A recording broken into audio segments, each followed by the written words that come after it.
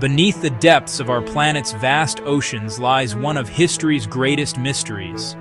A city said to have been so advanced, so magnificent, that it vanished overnight. This is the story of Atlantis, the lost city that has haunted human imagination for over 2,000 years.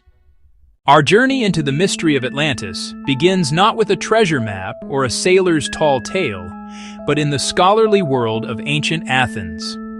The entire legend, as we know it, originates from a single source, the revered Greek philosopher Plato.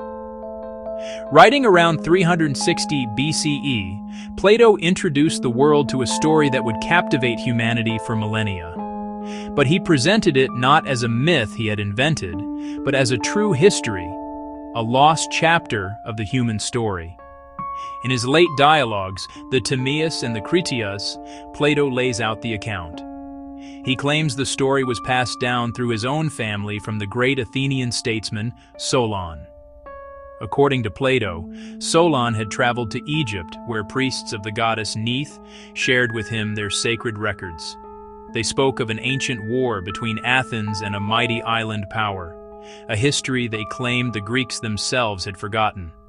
This chain of transmission, from Egyptian priest to Athenian lawmaker to Plato himself, was meant to give the story an unshakable foundation of historical truth.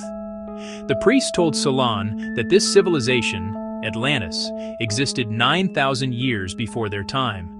It was located beyond the Pillars of Hercules, the gateway we now call the Strait of Gibraltar.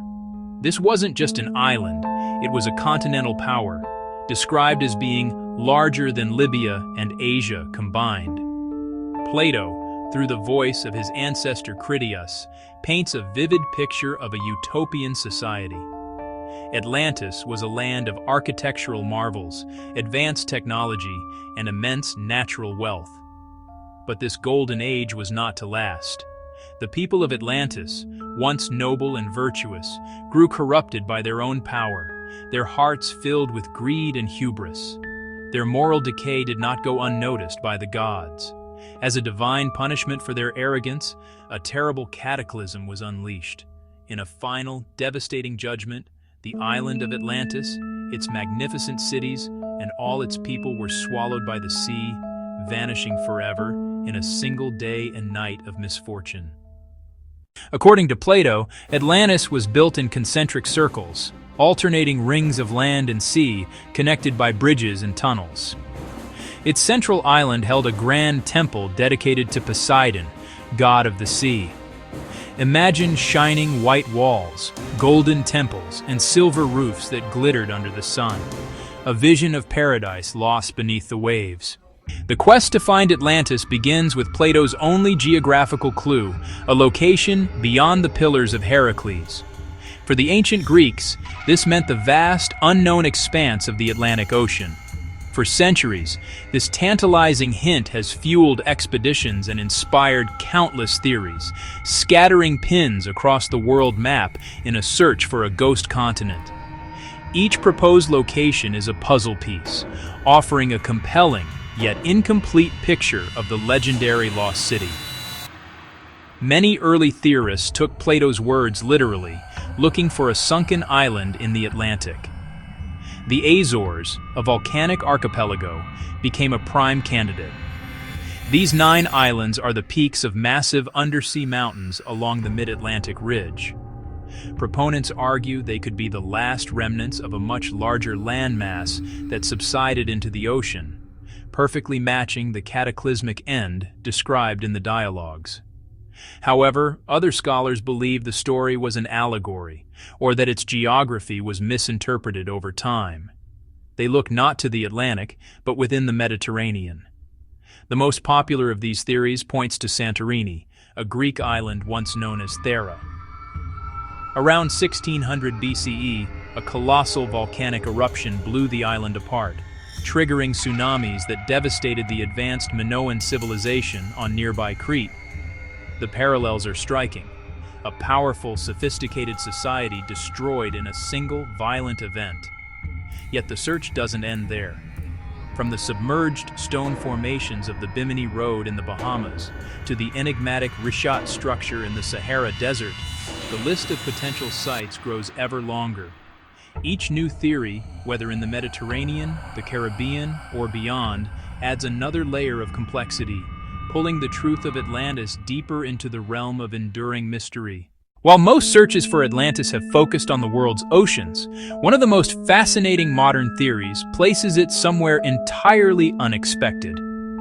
Not submerged beneath the waves, but buried in the vast, arid expanse of the Sahara Desert. This radical idea shifts our gaze from the depths of the sea to the heart of West Africa, proposing that the legendary city has been hiding in plain sight all along. The key to this theory lies in a stunning geological feature in Mauritania, first brought to global attention by Gemini astronauts in the 1960s. Satellite imagery reveals a mysterious, perfectly circular formation known as the Richat structure, or more evocatively, the Eye of the Sahara.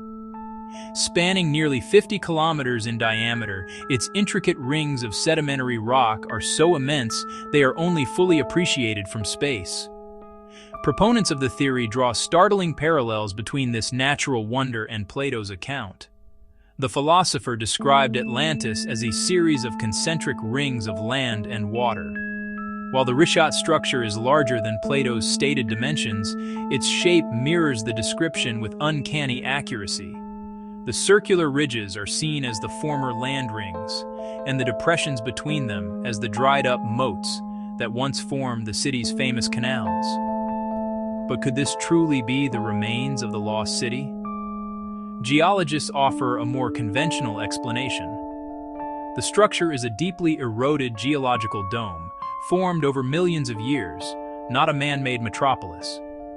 Furthermore, there is a critical lack of archaeological evidence. No ruins, no artifacts, no sign of the grand harbor Plato described. Could this be the greatest city of antiquity, buried not by the sea, but by the sands of time itself? Or is it simply a magnificent geological coincidence? Scientists, divers, and archaeologists continue to search for clues. From ocean floors mapped by sonar to satellite scans of deserts, the quest for Atlantis still captures our imagination. Whether myth or memory, it reflects humanity's eternal desire to uncover the past and to learn from it.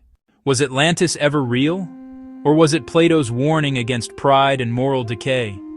A story meant to remind us of how greatness can crumble overnight. Perhaps like all legends, Atlantis lives not in the sea, but in our search for truth. If you enjoyed this journey into the ancient unknown, don't forget to like, subscribe, and explore more lost worlds on Eternal Echoes.